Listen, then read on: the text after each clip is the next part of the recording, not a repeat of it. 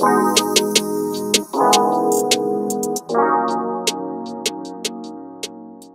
what's up YouTube? So I'm excited to tell you guys what came in the mail today, and it is a silicone intake tube for the BRZ, FRS, or GT86. Now, as you guys can tell, it's not one of those big brand names like Perrin, Mishimoto, or Greddy. That's because I consider it a somewhat custom piece from Ice Fabrication. And if you guys don't already see what's custom about it, is this carbon fiber middle portion. Now this is a milestone for my car because this is actually the first carbon fiber piece that I'm going to be putting in my car. For any of you guys who haven't seen carbon fiber in person, I gotta tell you, it's really pretty. You can see the individual weave in there, and it's nice of them to actually have this piece covering the carbon fiber really polished. It's really shiny in person. Now before I went and ordered this part from Ice Fabrication, I actually got this from eBay during Black Friday. I did do some homework about what is the best inlet pipe, and so far, if you're keeping the stock air box like I am right over here, in my opinion, I think the best one would be a Mishimoto intake tube. The reason being is that the stock intake tube has a resonator on the bottom portion of it, where it actually helps with how air flows throughout the inlet tube. Basically, Mishimoto so far is the only one I've seen that retains that resonator right over here, which probably will give you an extra half a wheel horsepower, maybe 1 or 2.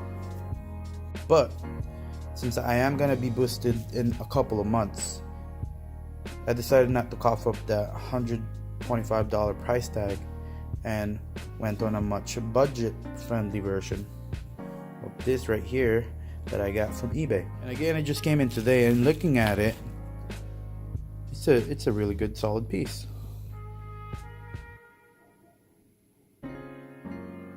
So from my own research and what I read, I believe that intake in the tube won't really make a difference on your car's performance, simply because it's just a way to pass in air throughout the filter to the throttle body of the engine basically.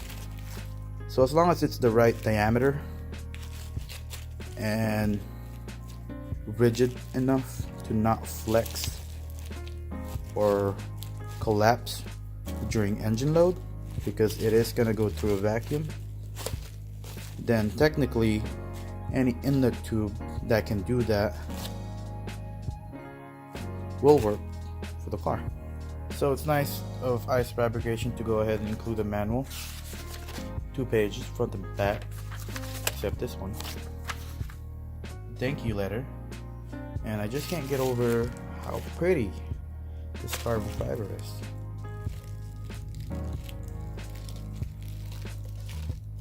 You guys can see right there. Now the only thing I'm probably gonna have to adjust with this, I think it's stated in the manual too, I haven't read it, sorry, is these bolts right here. So I'm gonna go ahead and try and move this or rotate it enough where it's actually hiding rather than have it stick out like that in the engine bay. But other than that, there's the brake boost valve, throttle body 2 connection looks good, air intake connection looks good. So I'm gonna go ahead and install it into the car and see what it looks like. So instructions are pretty simple.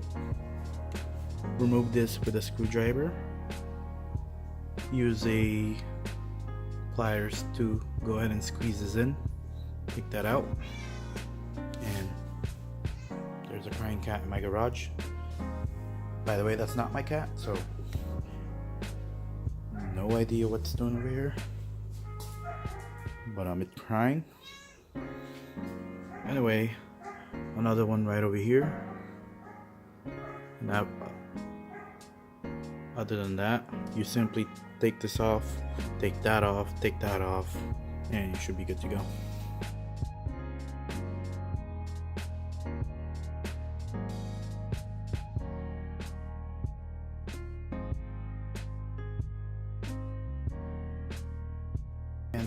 resonator that I was talking about, located in the bottom of this intake inlet tube.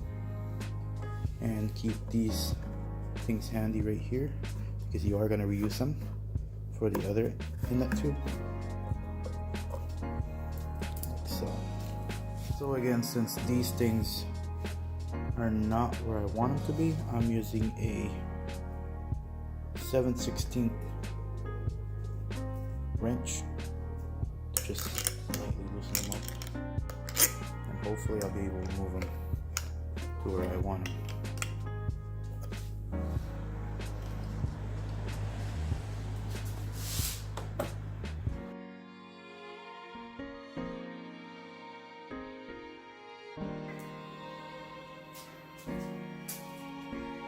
Alright, so after fixing it up a bit, here is what it looks like.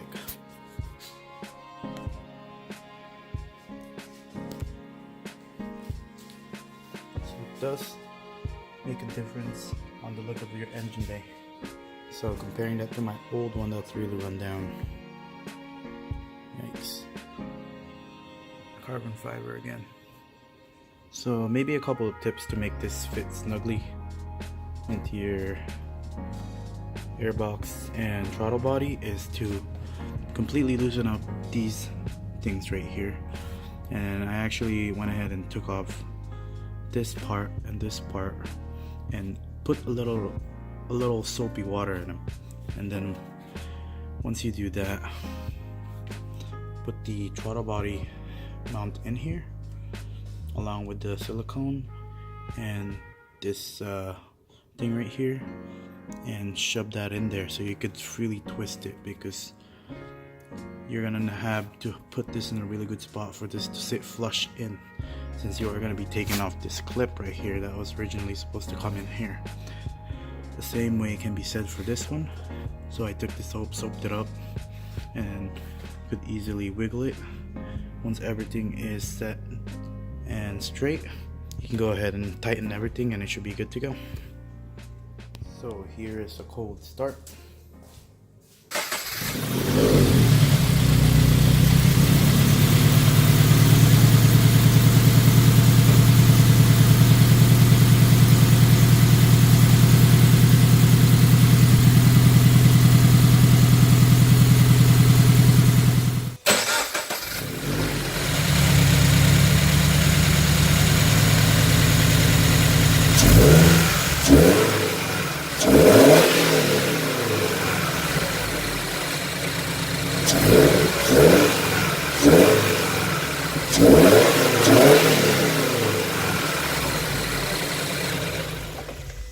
So as expected on that revving part, there's not really a lot of change in sound, but at closer look you can actually hear that suction noise clearer.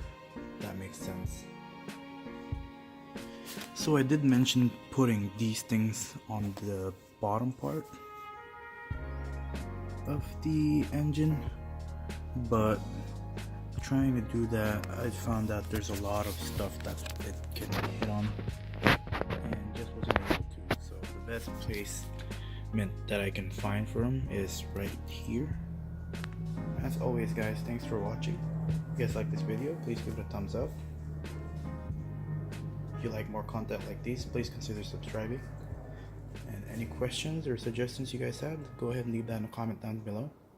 Again, thank you and see you next time.